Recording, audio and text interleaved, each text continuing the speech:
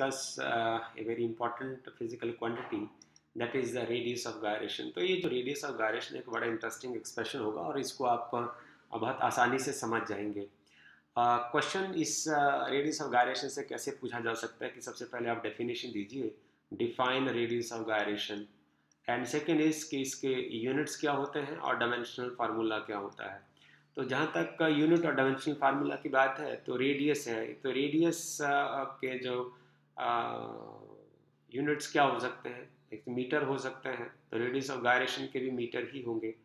दूसरा तो यूनिट्स तो मीटर हो गए, और उसके बाद जब डायमेंशनल फार्मूला की बात है तो because only the length is involve in the radius of gyration, so इसके डायमेंशनल फार्मूला हो जाना चाहिए कि मास एब्सेंट रहेगा और लेंथ प्रेजेंट रहेगी और टाइम भी एब्सेंट रहेगा, तो ये इसका डायमेंशनल फार्मूला हो जाएगा. So next will study about कि इसका डेफिनेशन क्या होता है. तो हम डिफाइन करते हैं सबसे पहले, फिर हम इसका एक्सप्रेशन करते हैं. Radius of gyration of a body एक डिस्टेंस है, ये एक डिस्टेंस है, और कहाँ से डिस्टेंस है हम आपको डायग्राम से बड़े अच्छे तरीके से समझाएंगे कि डिस्टेंस फ्रॉम द एक्सिस, इस एक्सिस से जो आप यहाँ एक्सिस देख रहे हैं, यहाँ से ये डिस्टेंस है. कहाँ तक का डिस्टेंस है? Of a mass point whose mass is equal to the mass of the whole body. उस पॉइंट तक का डिस्टेंस है whose mass is equal to the whole mass of the body. So whole mass of the body कहाँ होता है? It is at the point of centre of mass. Okay, तो ये जो डिस्टेंस है ना, इसको हम के से रिप्रेजेंट कर रहे हैं. रेडियस ऑफ गायरेशन को हम के से रिप्रेजेंट करते हैं, और ये जो डिस्टेंस है ये एक्सिस ऑफ रोटेशन से इस पॉइंट का डिस्टेंस है, जहां आप समझ सकते हैं this the position of centre of mass. हमें whole mass of the body suppose to be here, right. दूसरी कंडीशन ये है कि यदि मान लो अब इस पॉइंट का इस एक्सिस ऑफ रोटेशन से मूवमेंट ऑफ इनर्शिया निकालें तो क्या होना चाहिए? मास और distance from axis of rotation के स्क्वायर के बराबर होना चाहिए. तो ये जो मूवमेंट ऑफ इनर्शिया है, ये सारी बॉडी में जितना मास डिस्ट्रीब्यूट है उसके मूवमेंट ऑफ इनर्शिया के बराबर होता है. The second part of this definition is whose movement of inertia, whose movement of inertia कितना हुआ वो movement of inertia, m k square is equal to, ये किसके बराबर होगा? सारी बॉडी का मूवमेंट ऑफ इनर्शिया कितना होता है. ओके, सो हम इसी डेफिनेशन के ऊपर हम इसका डेरिवेशन जो है वो ड्रॉ करने की कोशिश करते हैं, and you will find it so simple. देखिए, लेट हम ये मान लें कि यदि movement of inertia, let p be the point, हम पी यहाँ पॉइंट चूज कर लेते हैं. आप इसको थ्योरेटिकल एक्सप्रेशन खुद लिख सकते हैं. P is the point where the whole the mass of the body is suppose to be concentrated, और इस पॉइंट का जो एक्सिस ऑफ रोटेशन से जो डिस्टेंस है वो के है, इसी को हम रेडियस ऑफ गायरेशन बोलते हैं. तो इसका जो मूवमेंट ऑफ इनर्शिया होगा of whole the mass of the body क्या होना चाहिए? एम के स्क्वायर होगा. ओके, बाय डेफिनेशन के अकॉर्डिंग चलते हैं हम. फिर हम करते हैं मूवमेंट ऑफ इनर्शिया, दूसरा part, movement of inertia of whole body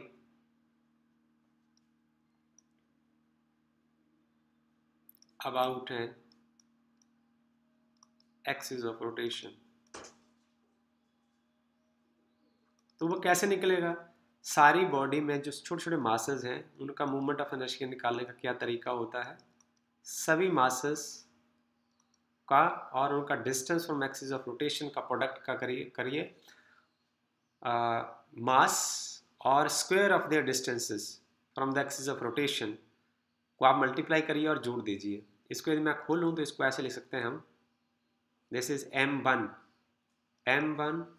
r1 square. ये देखिए बॉडी में दूसरा मास और उसका एक्सिस ऑफ रोटेशन से जितना डिस्टेंस है उसका स्क्वायर, प्लस ऐसे आप चले जाइए. Extended body is made up of n number of masses, और उस मास का स्क्वायर जिसकी बात आप कर रहे हैं और उसका एक्सिस ऑफ रोटेशन से डिस्टेंस. हियर सभी masses, all the masses are same. m1 is equal to m2 is equal to m3 is equal to so and so on mn. ये सारे masses जो हैं वो एक जैसे हैं. ओके, सो मैं यहाँ लिख सकता हूँ this is equation number 2. Using in equation 2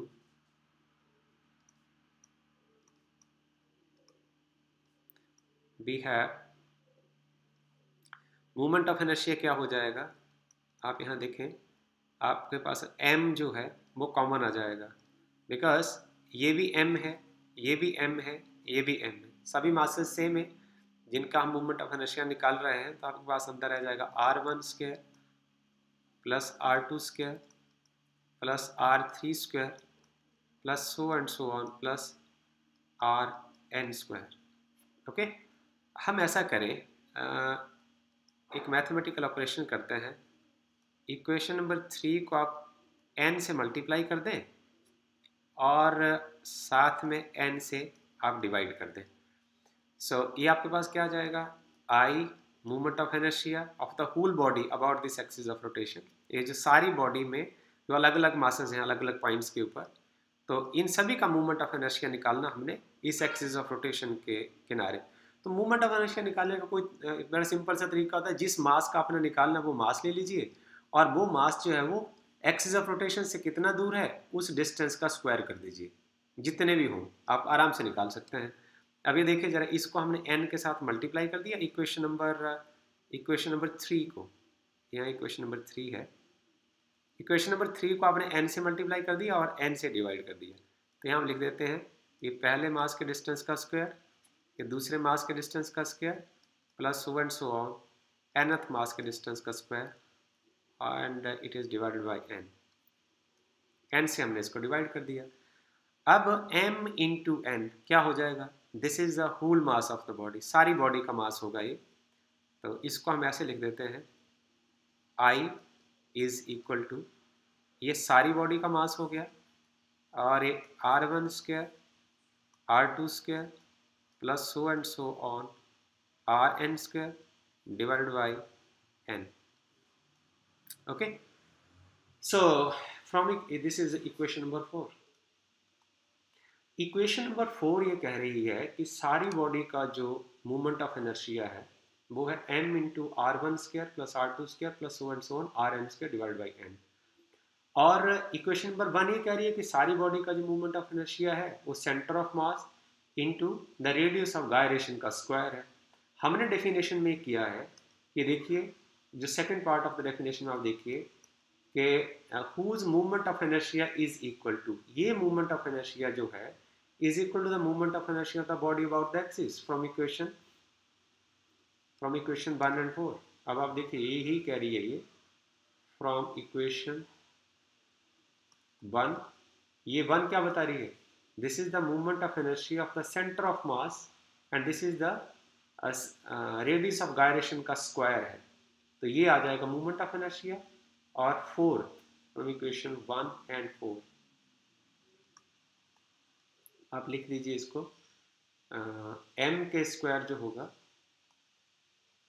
m k square is equal to m times r1 square plus r2 square plus so and so on rn square divided by n।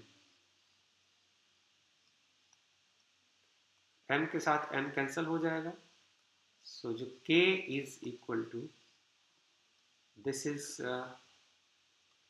equal to r1 square plus r2 square plus so and so on rn square divided by n। so this is what is the k, k is the radius of gyration, ये distance है। इसको आप radius इसलिए मान लें क्योंकि जो body है वो इस एक्सिस ऑफ रोटेशन के किनारे रोटेट कर रही है, अनलेस एक डिस्टेंस है। So this is the distance, और डिस्टेंस के यूनिट हमेशा ही मीटर होंगे, ऐसा यूनिट्स मीटर होंगे और जो सीजीएस यूनिट्स होंगे वो सेंटीमीटर्स में होंगे। और डायमेंशनल फार्मूला की जैसे हमने शुरू में ही बात की थी, तो इसमें एक लेंथ ही इन्वॉल्व है, इसलिए मास एब्सेंट है। आप देखिए यहाँ this is independent of mass and this is independent of time. So इसका जो डायमेंशनल फार्मूला होगा, सो यूनिट्स क्या होंगे इसके, ऐसा यूनिट्स क्या होंगे, मीटर होंगे, और सीजीएस यूनिट्स क्या होंगे, सेंटीमीटर होंगे, और डायमेंशनल फार्मूला क्या हो जाएगा, मास तो एक्सप्रेशन में है नहीं, लेंथ है और टाइम भी एब्सेंट है। So this is m0l t0। So this is the way to find the radius of gyration. of a body of a mass point around its axis. Okay, going to discuss about the radius of gyration. So here we have the moment of inertia first. So we can determine the radius of gyration from the moment of inertia. That is for any body. किसी body का movement of inertia हमारे पास दिया हुआ है तो उसका radius of gyration हम निकाल लेंगे. तो ये पहला केस है कि एक आपके पास एक थिन सर्कुलर रिंग है और जिसका रेडियस जो है वो r है. It's having some radius r. This is the radius of the circular ring. और इसका जो ये घूम रहा है ये देखो परपेंडिकुलर टू द प्लेन घूम रहा है. It is revolving in its own plane and perpendicular to the axis of rotation about the centre. तो उसका जो मूवमेंट ऑफ इनर्शिया है वो mr² है. ओके, सो ना movement of inertia in terms of radius of gyration क्या हो जाएगा, वो तो mk² होगा. हम एक पॉइंट चूज करेंगे where whole the mass of the ring is supposed to be concentrated and k is the distance from that that point. This is mk². So from this and this we can calculate. m के साथ m जो है वो cancel हो जाएगा and we are left with the k is equal to r. So this is k is equal to r only. Okay, so in the second case यहाँ हम देखें, दूसरा हमारा एग्जांपल है कि एक थिन सर्कुलर रिंग है, ऐसे सर्कुलर रिंग है जिसकी रेडियस r है. अब वो इस एक्सिस के किनारे ऐसे करके घूम रहा है, यूं करके. This is rotating like this. ये इस तरीके से घूम रहा है. It is rotating like this, right. So about its diameter, अपने डायमीटर के किनारे ऐसे ऐसे करके घूम रहा है. तो उसका जो मूवमेंट ऑफ इनर्शिया है वो mr²/2 है. But it's movement of inertia in terms of radius of gyration फिर क्या होगा, this is mk². so from this part and from this part you can calculate. m के साथ m कैंसिल हो जाएगा और k जो है वो r/√2 हो जाएगा. k is equal to r/√2. Okay, so in third case में यदि हम देखें कि जो आपके पास एक रॉड है जिसकी लेंथ है थिन रॉड ऑफ लेंथ है और this is rotating in the x by plane. Then its movement of inertia is, इन सभी को हम निकालेंगे थोड़ी देर के बाद, तो आपको पता चल जाएगा कि फार्मूला कैसे आया. so this the movement of inertia is ml²/12.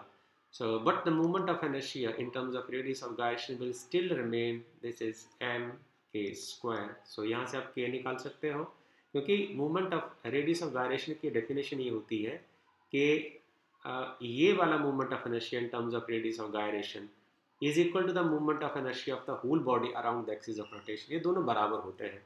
तो ये m जो है इसके साथ कैंसिल हो जाएगा. You are left with k is equal to l/√12.